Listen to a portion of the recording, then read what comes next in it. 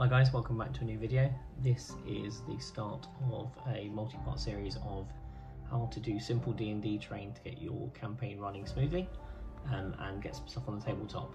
It's all fine to use the hex grids on the battle mats and everything as well, but I really want to start using some terrain that I built myself. I'm starting to run a campaign now, the first one, so we'll see how that goes. But I am making today some battle mats, and these are 10 by 10 inches or 25 mil is what I've worked off because it's easy for me to work in millimeters. But these are made with XPS foam, Foamex and some bays on the bottom. I've made 4, so they are 20 by 20 by 20, and this will be my battle board, game board for D&D. It's quite inexpensive, just XPS foam, and you can use cardboard as well. But yeah, I'm going to go through this video, show you how to make it, and this is going to go progress. The series will progress with these battle boards being built up with walls, columns, traps, and all sorts of stuff. So hope you like it. Stay tuned. Please like and subscribe if you like the content. Leave me a comment, see what you'd like me to build for this next set, and we'll go from there. Right, I will commentate over the next bit. Thank you very much. Here we are, using the Proxon hot wire cutter. I'm cutting strips of 25 by 25 mil long logs, and there you see I'm measuring it 5 mil, and I'm cutting loads of blanks. So these are all 25 by 25 mil by 5 mil thick, and I'm now excuse me, popping them in a box of rocks, and I will shake the ever-loving hell out of them for about 30 seconds, which I'll speed up now. Okay, and then you'll see as they come out of the box, get a couple out here, and you'll see they have become very nicely textured. It's like aging stone by 100 years in 30 seconds. So I will make 400 of these tiles to cover these the boards. So we'll see how that goes. This is the material I'll be using for the base of the D&D boards. It's called Foamex. It does go by the names, but I don't know what they are. It's a mixture between foam and plasticard or styrene sheet. It's quite soft. I mean, it's bendy. You can score it with your fingernail. So yeah, it's pretty good. It's really good stuff. It doesn't warp when you use PVA, and yeah, it's really good stuff. The only problem with it is quite expensive. Now, my friend, as I've mentioned before, Rich from Rock Minis, he had a load of this in his garage that he wasn't using, so I bought that off him at cost price, and he bought it quite a while ago for a couple of pound a sheet, and it's now gone quite high up thanks to COVID and supply issues for Europe and stuff like that. So yeah, I got quite a good bargain from Rich for that, so thanks very much for that, chap. So what I'll do is I'll use the other sheets I've got some other sheets, but I'll be making these 250 mil by 250 mil. Now I can work in inches, but I want to work in millimeters because that's my Proxon guide is in centimeters and millimeters, so I'll be using that. Inches of work, obviously 25 mil is only 0.4 of a millimeter off, so 25.4 mil is 1 inch. So mine will be slightly smaller than yours if you make it in inches. But yeah, so you see 25 is here and 10 is here, so it's just slightly over, but I'm not too worried about that. So I'll be making all 4 of those and then sticking them down. So I'll bring you back to a time lapse of me sticking them to the sheet once I've made them. Here we go, I'm using my usual Evo stick wood glue for sticking these squares down. This is by far the quickest and easiest part of the process. So you'll see I've got some smaller squares there. I did cut up some of the 25 mil squares into halves and into quarters to get a little bit of variation, but not too much because it's a it's a dungeon after all. So but yeah, there you go. There's them all done. So I finished adding all the cut squares to the bases. So they're 25 by 25, as I said, which will make it 50 by 50 when they're all together for the battlefield. This is just project 1, as I mentioned in the introduction, of my basic beginner builds to build all sorts of stuff for my D&D campaign coming up. I'm now going to undercut all these in Mod Podge and black acrylic paint in readiness for the grey stones. I'm going to try something I haven't done before, which is try painting several of the different greys onto the base coat, giving them a wash and then dry brushing them all over. I'm not sure if I'm going to be going to do any water weathering on these, but we'll see what they look like when I've finished. I will be putting some sand in some of these crevices, I think, and maybe some grass tufts as well, just to give it a bit of variance. But I do still want them to be stacked quite flat, like this, in the cupboard when I put them away. So we'll see how that goes. Right, I'll do some Mod Podge and I'll talk over it.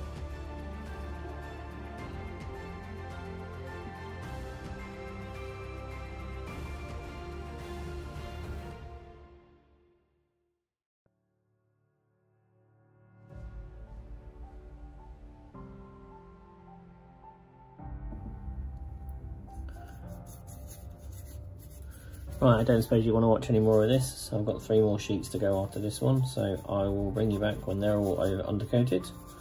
I may do another coat of black primer afterwards that's watered down, just to get into all the nooks and crannies between the tiles, because you can see still white between that tile there.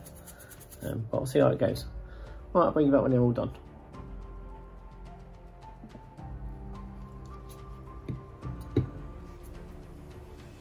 Right, we've got all 4 of them done. Nicely undercoated. I'm going to now paint them in a series of greys. The greys I'm going to be using are from the Pebbio and Apple Barrel ranges. We've got, what colour is this one? Concrete, Mouse Grey, and this one is Country Grey. So we're doing these various, I'll be doing sparingly with the lighter colours and more with the dark, but I'll also be dry brushing as well. So I'll be using some more like ochre colours, like tan colours for the dry brushing this time, see how it goes. But it'll also have a wash on it as well. So I'll get some of that done and I will bring you back.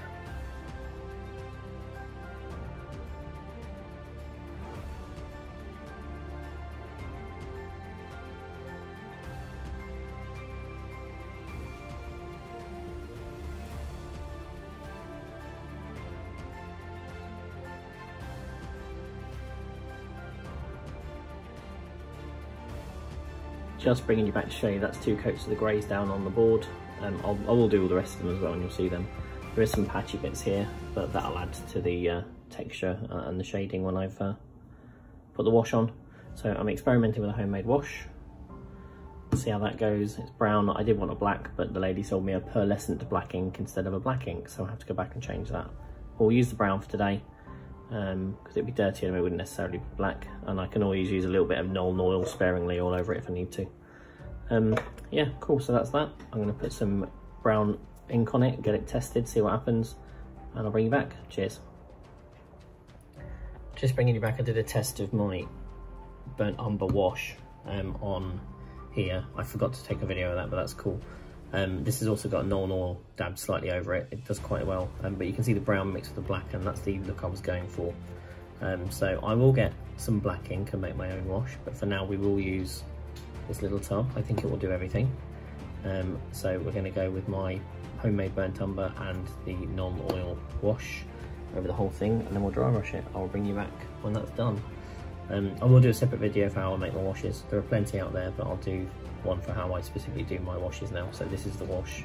These are going to be the washes I use going forward on my builds, I think, because Games Workshop's washes are incredibly expensive. Cool, I'll bring you back in a minute. There you go, it's one of the tiles done completely with the 2 washes on, the brown and the black. I will be adding spots of green on once I've finished it. I'm going to do successive dry brushes now with lighter greys onto it, and I'll probably do a little time lapse to show you how that goes, and then I'll bring you back once this one's done. Cheers. So I've taken the liberty of dry brushing the painted stone with some Pebbio or PBO, however you say it, I don't know how, the Hobbycraft paint, and it is a dark taupe.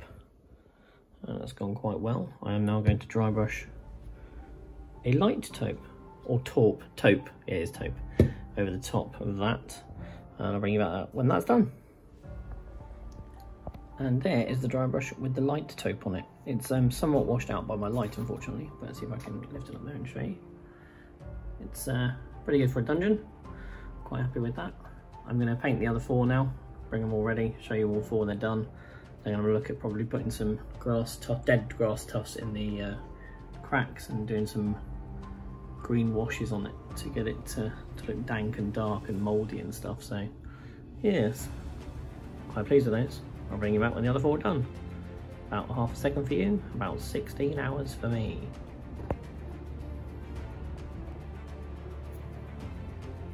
There we go. That's all 4 of them finished, nicely done. I'm going to leave off doing any green for damp or blood on them.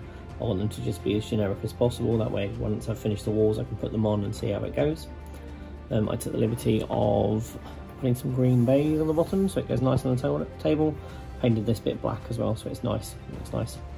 The reason why it doesn't fit is because I couldn't get A3 size in Hobbycraft, I could only get like A4 size and I had to cut a slice off, so yeah, it's fine, it does the job and they all stack nicely. So super happy with that. Hope you enjoyed the video. It's a bit of a simple one. This is going to be, as I said before, the first of a series of videos for tabletop for D&D terrain getting started. Yeah, thanks very much guys. Please like and subscribe and comment if you can. Yeah, see you next time.